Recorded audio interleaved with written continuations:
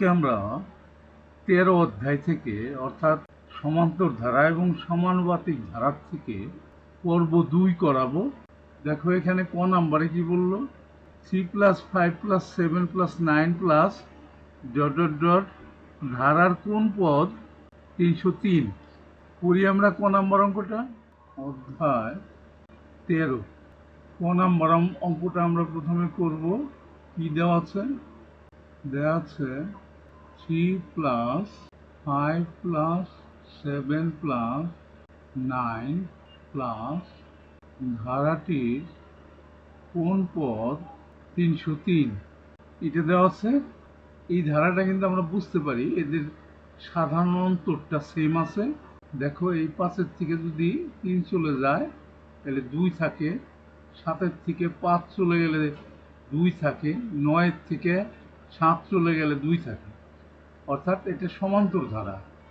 তাইলে এখানে ধারাটির প্রথম পদ a = 3 এবং ধারাটির সাধারণ অন্তরকে আমরা d ধরি, কমন ডিফারেন্স d = 5 - 3 = 2 ধরি ধারাটির n-তম পদ সমান 303। বলা হয়েছিল কততম পদ 303, কোন পদ? তাহলে আমরা ধরে নিলাম n-তম পদ। তাহলে n-তম পদের সূত্র আমরা জানি, সুতরাং n-তম পদ = a + n - 1 × d। তাহলে n-তম পদ আমাদের প্রশ্নের মধ্যে আমরা ধরে নিয়েছিলাম কত, 303। 303 = a মানে আমরা পাইছি 3 প্লাস n এর মানটা আমরা জানি না, এটাই আমরা বের করব। d এর মানটা আমরা পাইছি 2, বা 303 = 3 প্লাস 2 দিয়ে গুণ করলে 2n - 2, বা 303 = 2n + 1। 3 থেকে 2 গেলে 1 থাকে, ডান দিকে দাগ দিয়ে করি আমরা, বা পুরোটা বাম পাশে পুরোটা ডান পাশে নেই, মানে সাইড পরিবর্তন করি। 2n + 1 = 303, বা 2n = 303 - 1, বা n = নিচে 2 যাবে আর উপরে বিয়োগ করলে কত থাকবে, 302। সুতরাং ভাগ করলে n = হবে 151। আমাদের বলছিল কোন পদ 303, সুতরাং নির্ণীয় 151তম পদ 303। এটা অ্যান্সার হয়ে গেল, ক নম্বর অঙ্কটা হয়ে গেল। এবার আমরা খ নম্বরের প্রশ্নটা দেখে নেই। দেখো খ নম্বরে কি বললো, গুণোত্তর ধারাটি নির্ণয় করো। এই গুণোত্তর ধারায় নির্ণয় করতে গেলে আমাদের উদ্দীপক কি দেওয়া আছে, একটি গুণোত্তর ধারার চতুর্থ পদ 1/3 এবং দশম পদ 1/81, এটা দেওয়া আছে গুণোত্তর ধারা সম্পর্কে। করি আমরা অঙ্কটা। খ নম্বর অঙ্ক আমরা ধরে নিই, মনে করি গুণোত্তর ধারাটির প্রথম পদ সমান a এবং সাধারণ অনুপাতকে r দ্বারা সূচিত করি। আমরা সূত্র জানি n-তম পদের, সুতরাং n-তম পদ = a r n - 1। সুতরাং বলা হয়েছে চতুর্থ পদ = a r 4 - 1। চতুর্থ পদ কত দেওয়া আছে, 1/3 দেওয়া ছিল, বা a r কিউব = 1/3। যেটা আমরা 1 নম্বর সমীকরণ ধরে দিই। আবার আরেকটা পদ দেওয়া ছিল, দশম পদ = a আর 10 - 1 আর 10 অঙ্কটা দেওয়া ছিল কত 1/81 বা a r to the power 9 equal to 1/81। এটা আমরা দিলাম 2 নম্বর সমীকরণ। তাইলে এখান থেকে এ আর আর এর মান বের করতে পারলে আমরা খ নম্বরে যে বলছিল গুণোত্তর ধারাটি নির্ণয় করো, সেই ধারাটা নির্ণয় করতে পারবো। আমরা এইবার 2 নং ভাগ 1 নং, 2 নংকে 1 নং দ্বারা ভাগ করব। তাহলে 2 নংয়ের বাম পাশে যেটা ছিল সেটা উপরে লিখবো a r to the power 9 divided by 1 নংয়ের বাম পাশে ছিল a r cube equal to ডাইন পাশে 2 নংয়ের ডাইন পাশে ছিল 1/81, সেটা উপরে রাখলাম। আর 1/3 ছিল 1 নংয়ের ডাইন পাশে। এখন এখানে এ এ কেটে দিলাম, ভাগ থাকলে পাওয়ার বিয়োগ, তাহলে কি হবে r to the power 9 - 3, ডাইন পাশে ডবল ভগ্নাংশ উল্টাই দিব 1/81 গুণ চিহ্ন দিয়ে উল্টাই দিলাম, 3 উপরে গেল 1 নিচে গেল। 3 দিয়ে যদি আমরা 81কে কাটি, 3 × 27 = 81, 27 হবে। বা r to the power 9 থেকে 3 গেলে 6 থাকবে, 6 equal to 1/27। এটাকে আমরা 3 কিউব করতে পারি। ডাইন পাশে আমরা একটু দাগ দিয়ে করি। বা r to the power 6 equal to 1/√3 আর স্কোয়ার, রুট দিলাম আর স্কোয়ার দিলাম, তারপরে সেকেন্ড ব্র্যাকেট দিয়ে পাওয়ার ছিল কত 3, সেটা বসাইলাম। তাইলে দেখো r to the power 6 equal to 1/√3, পাওয়ার হবে 3 দুগুণে 6। তাহলে পাওয়ার যে 6 আছে, পাওয়ার পর বাদ দিয়ে দিব, সুতরাং r ইকুয়াল টু আমরা পাইলাম 1/√3। আর এর মানটা আমরা 1 নম্বর সমীকরণে বসাই দিব। আর এর মান 1 নং এ বসিয়ে 1 নং সমীকরণটা কি ছিল, a r cube equal two 1/3। তাহলে আর এর মানটা আমরা বসাবো, আর এর মানটা পাইলাম আমরা 1/√3 হোল কিউব ইকুয়াল টু 1/3।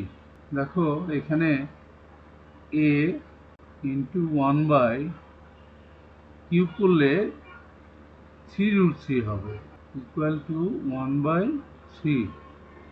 বাম পাশে গুণ থাকলে ডান পাশে ভাগ হবে। a ইকুয়াল টু ডান পাশে যা আছে সেটাকে লিখে নিলাম, ভাগটা গুণ চিহ্ন হয়ে উল্টে যাবে, উপরে যাবে 3√3 আর নিচে আসবে 1, 3 কেটে দিলাম। সুতরাং a ইকুয়াল টু আমরা পাইলাম শুধু √3। আমাদের ধারাটা বের করতে বলা হয়েছে। এখন a ইকুয়াল টু পাইলাম আমরা শুধু √3, আর r ইকুয়াল টু পাইলাম আমরা 1/√3। সুতরাং ধারাটা কেমন হবে, ধারাটি হবে a প্লাস, প্রথম পদের সাথে কমন রেশিওটা গুণ দিতে হবে, a r plus a r square plus a r cube plus dot dot. এখন যদি আমরা মানটি বসাই দেই, এর মান √3 প্লাস √3 ইন্টু আর এর মান 1/√3 প্লাস এর মান √3 ইন্টু আর এর মান 1/√3, এর মধ্যে আবার স্কোয়ার আছে একটা, প্লাস √3 ইন্টু আর এর মান 1/√3, তার মধ্যে একটা কিউব আছে, প্লাস ডট ডট ডট।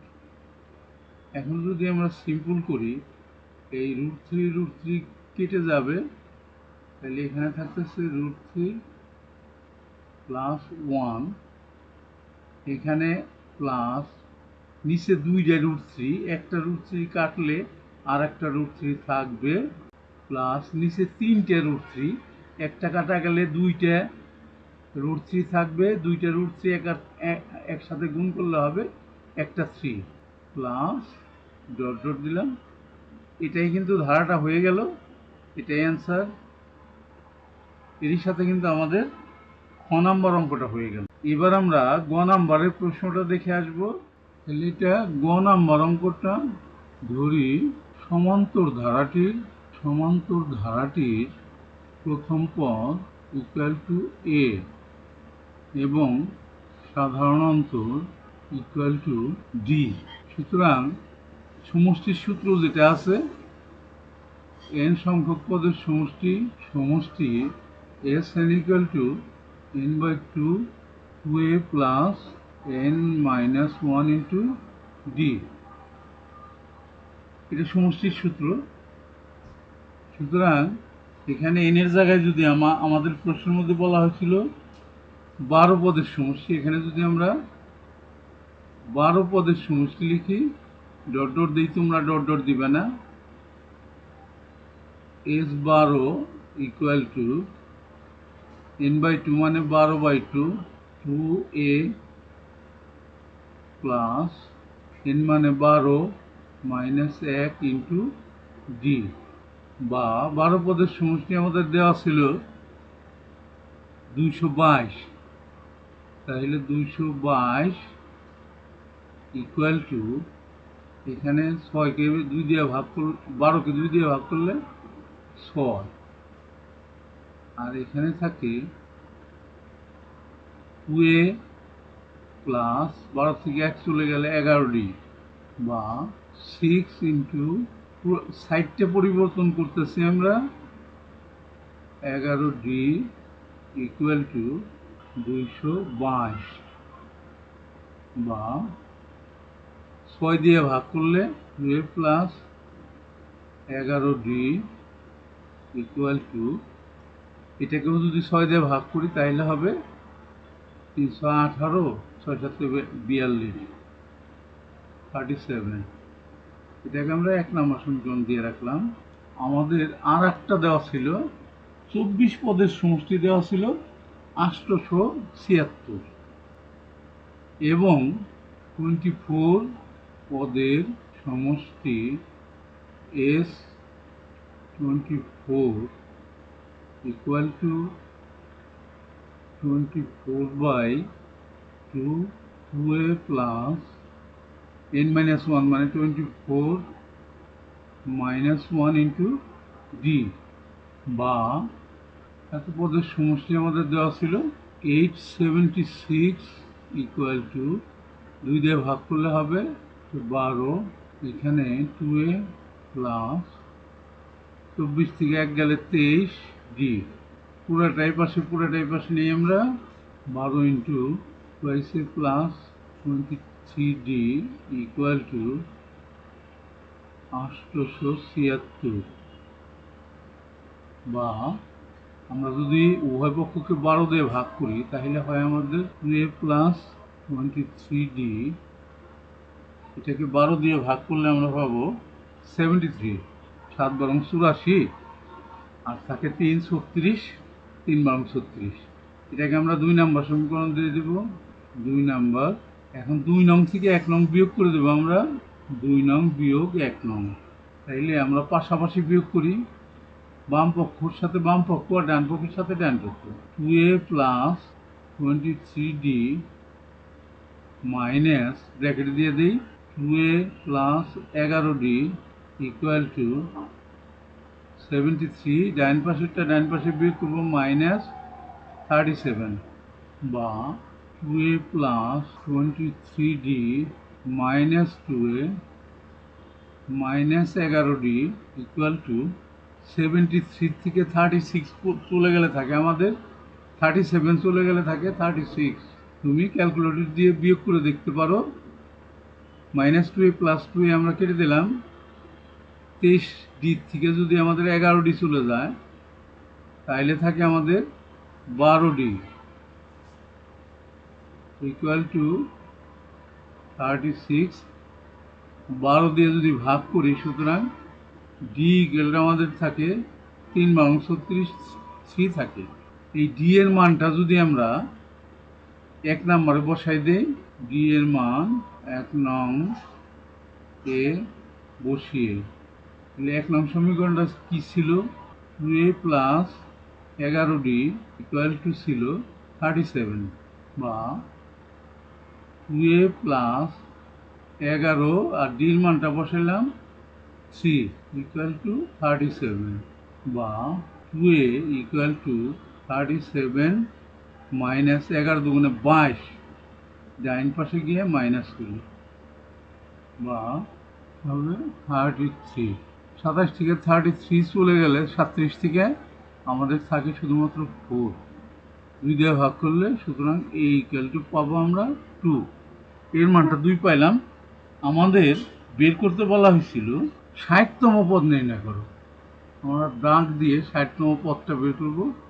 সুতরাং 60তম পদ ইকুয়াল টু a প্লাস সূত্র থেকে আমরা পাইতেছি nতম পদের সূত্র থেকে 60 মাইনাস 1 ইন্টু ডি সমান সমান এর মান পাইছি আমরা 2 প্লাস 60 থেকে যদি 1 চলে যায় 59, আর এর সাথে ডি এর মান পাইছি আমরা 3। এরপরে 2 প্লাস 3 দিয়ে গুণ করলে 100, 3 নং 27, 7 হাতে রইল 2, 3 × 15, 16, 17, 177। তাইলে এটা যোগ করলে 107 নয় 179। এটা অ্যান্সার। এরই সাথে গ নাম্বারটা হয়ে গেল, এবং সেই সাথে পুরো সৃজনশীল অঙ্কটা আমাদের হয়ে গেল। বেশি ইম্পর্টেন্ট অঙ্ক। আমি আগেই বলেছিলাম যে এই চ্যাপ্টার থেকে 10টা অঙ্ক করাবো। এখান থেকে একটা অঙ্ক অবশ্যই এসএসসি পরীক্ষায় কমন পড়বে নিশ্চিত। এই কারণে তোমাদের শিখে রাখা দরকার। যদি শিখতে পারো এবং ভালো লাগে তাহলে অবশ্যই চ্যানেলটাকে সাবস্ক্রাইব করবা, লাইক করবা, শেয়ার করে বন্ধুদেরকে জানাই দেবা। Thank you for watching. See you next.